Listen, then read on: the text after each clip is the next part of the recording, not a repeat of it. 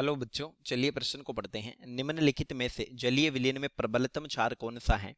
ए ट्राईमेथिल amine, B aniline, सी dimethyl amine और D Maithil amine. तो आइए प्रश्न की मुख्य अवधारणा पे बात करते हैं। खे अवधारणा देखिए, एमीन में नाइट्रोजन के पास है लोन पेयर, इसलिए ये क्षारीय प्रवृत्ति की है। एमीन में नाइट्रोजन के पास लोन पेयर होने के कारण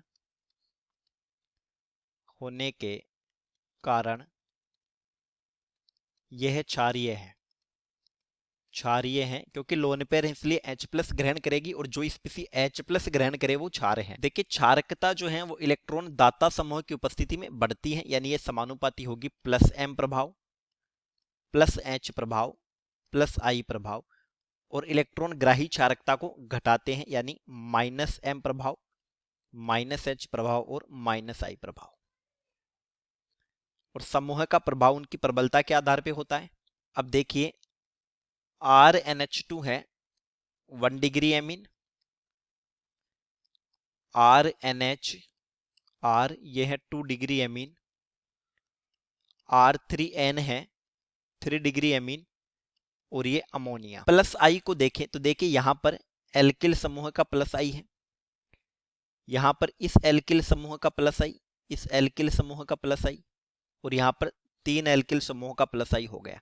और अमोनिया में कोई प्लस आई नहीं है, प्लस आई नहीं।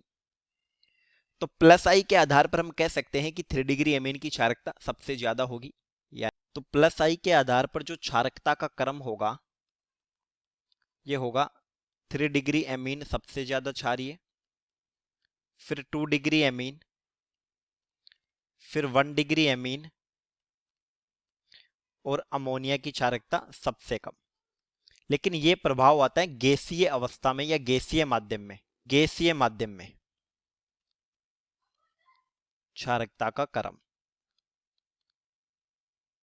लेकिन हमसे पूछा है जलीय माध्यम में। तो देखिए, एक प्रभाव होता है विलायकन प्रभाव। विलायकन प्रभाव बढ़ने पर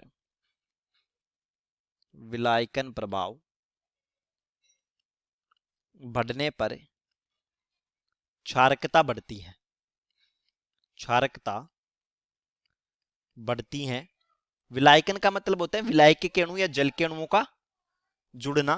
जैसे ये अमोनिया है, हाइड्रोजन हाइड्रोजन हाइड्रोजन, और क्षारकता का मतलब H प्लस ग्रहण करना। यहां पर लोन पेयर है तो ये H प्लस ग्रहण किया, और H प्लस ग्रहण करने के बाद क्षार का बनता है संयुग्मी अम्ल, यानी ये बना NH नाइट्रोजन पर धनावेश। यह है संयुग्मी अम्ल। हाइड्रोजन है तो यहां जल का अणु हाइड्रोजन बंध से जुड़ेगा, डेल नेगेटिव डेल पॉजिटिव। यहां भी जल का अणु डेल नेगेटिव डेल पॉजिटिव, यहां भी डेल नेगेटिव डेल पॉजिटिव, और ठीक है सही यहां भी। तो ये हाइड्रोजन बंध बन जाता है, इसको बोलते हैं H बॉन्ड। तो अब जितने मुक्त हाइड्रोजन होंगे हाइड्रोजन बंध उतने ही अधिक होंगे। तो फिर इस आधार पर जो क्षारकता का क्रम होगा, क्षारकता क्रम अमोनिया की सबसे ज्यादा, फिर 1 डिग्री एमीन, फिर 2 डिग्री एमीन और 3 डिग्री एमीन की सबसे कम। यह क्रम आता है विलायकन प्रभाव के आधार पर। विलायकन प्रभाव के आधार पर। लेकिन जो जलीय माध्यम में वास्तविक क्रम आता है क्षारकता का, यदि एल्किल समूह हो CH3 तो यह क्रम आता है 2 डिग्री का सबसे ज्यादा, 2 डिग्री, 1 डिग्री, 3 डिग्री और सबसे कम अमोनिया की। और यदि एल्किल समूह हो C2H5 तब भी 2 डिग्री की सबसे ज्यादा, फिर 3 डिग्री, फिर 1 डिग्री और अमोनिया की सबसे कम। तो ये इलेक्ट्रॉनिक प्रभाव और सोलिवेशन इफेक्ट दोनों से संबंधित वास्तविक क्रम आता है क्षारकता का इन एक्वस मीडियम। जलीय माध्यम।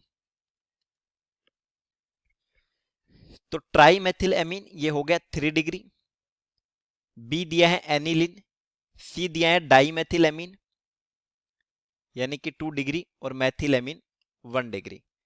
तो 2 डिग्री की सबसे ज्यादा होगी, लेकिन देखिए एनिलिन में क्या है, ये एनिलिन है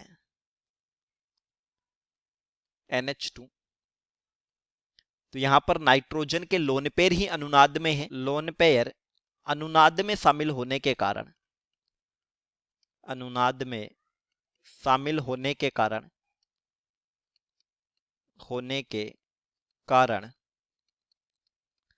एरोमेटिक एमीन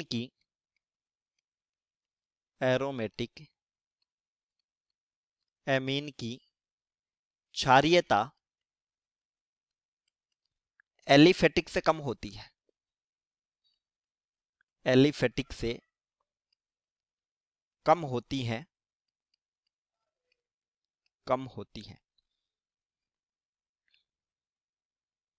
तो एनिलिन की तो सबसे कम हो जाएगी, यहां पर सबसे प्रबलतम क्षार हो जाएगा 2 डिग्री डाई मेथिल एमीन। तो उत्तर हो गया विकल्प सी। चलिए उम्मीद करता हूं प्रश्न समझ आया होगा। धन्यवाद।